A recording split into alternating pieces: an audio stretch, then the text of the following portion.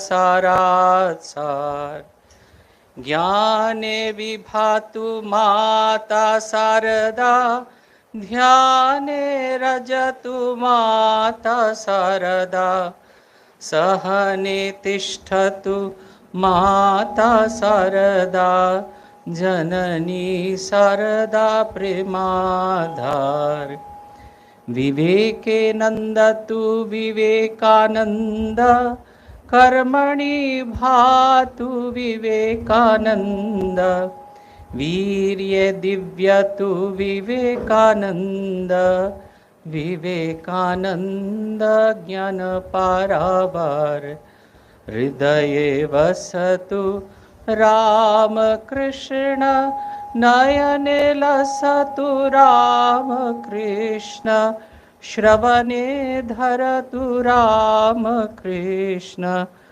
राम कृष्ण सारात् सार।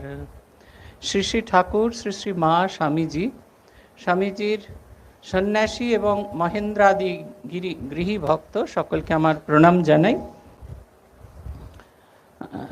প্রণাম জানাচ্ছি পূজনীয় স্বামী গীতানন্দজি মহারাজ, যার স্মরণে আজকের এই স্মারক বক্তৃতার আয়োজন করা হয়েছে।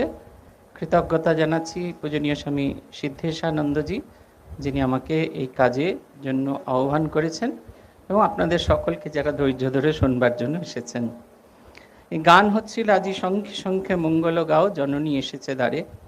আমার খালি মহারাজের কথা মনে পড়ছিল। আমরা ট্রেনিং সেন্টারে আছি তখন, আর মহারাজ যে বাড়িতে থাকতেন ট্রাস্টিজ বিল্ডিংয়ের একতলায়, আত্মস্থানন্দজি যে দুটো ঘর থাকতেন তার পাশের ঘরটায়, সেই ঘরটায় থাকতেন।